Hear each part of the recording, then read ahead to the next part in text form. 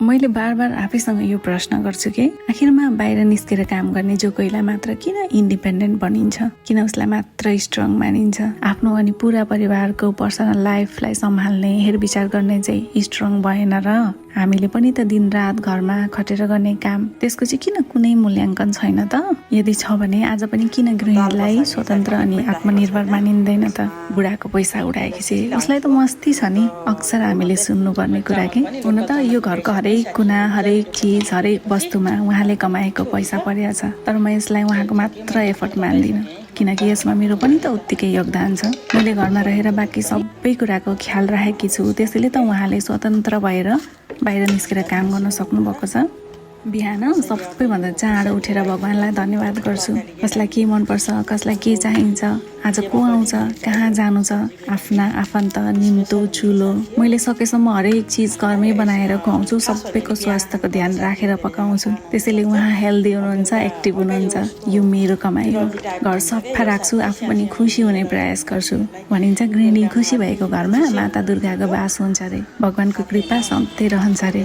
सोच्नु न, घर अस्तव्यस्त देखेर मन प्रसन्न नहुँदा यहाँले मन लगाएर काम गर्न पो सक्नुहुन्न थियो कि। हो, पैसाले वस्तु किन्न सकिन्छ, तर खुसी सकिन्न। आमा बुवा बच्चा पर पाहुना अनि हामीलाई के कतिखेर चाहिएको छ त्यसको म्यानेज त मैले गरेको छु नि। यहाँ पनि त तपाईँलाई स्वतन्त्र राखेको छु।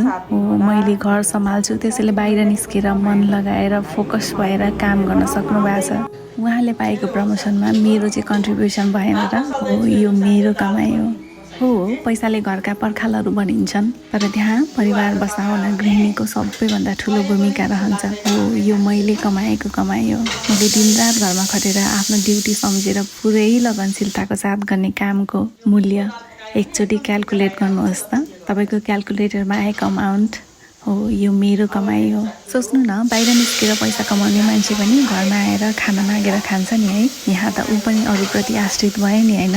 यहाँ हरेक मान्छे के कहीँ न कहीँ, कतै न कतै, कोही न कोहीसँग केही कुरामा एकअर्काप्रति आश्रित डिपेन्ड छ कि। अब भन्नुहोस्, कसरी गृहिणीलाई मात्रै अरूप्रति आश्रित मान्ने? नसकेर होइन, कसैको बाध्यता हुन्छ, कसैको परिस्थिति हुन्छ, अनि कसैको चाहना हुन्छ एज अ गृहिणी जीवन बिताउने। फेरि हामीले त हाम्रो कामहरू बाँड्या हो नि। म तिमीभन्दा बेटर आफ्नो पर्सनल लाइफ सम्हाल्न सक्छु, हाम्रो घर परिवार सम्हाल्न सक्छु, म यो गर्छु। तिमीले मभन्दा बेटर बाहिरको काम गर्न सक्छौ, तिमी यो गर। यहाँ सबैको जीवनको आफ्नै भूमिका हुन्छ, आफ्नै अस्तित्व हुन्छ कि। यदि तपाईँको घरमा पनि कोही गृहिणी हुनुहुन्छ भने उहाँलाई धन्यवाद गर्नु होला है, किनकि उहाँको कारण आज तपाईँ आजाद भएर खुला मनले बाहिर निस्केर काम गर्न पाउनु भएको छ नि त। नाम कमाउनु भएको छ, पैसा कमाउनु भएको छ होइन। सबैले एकअर्काको भूमिकालाई बुझाउनु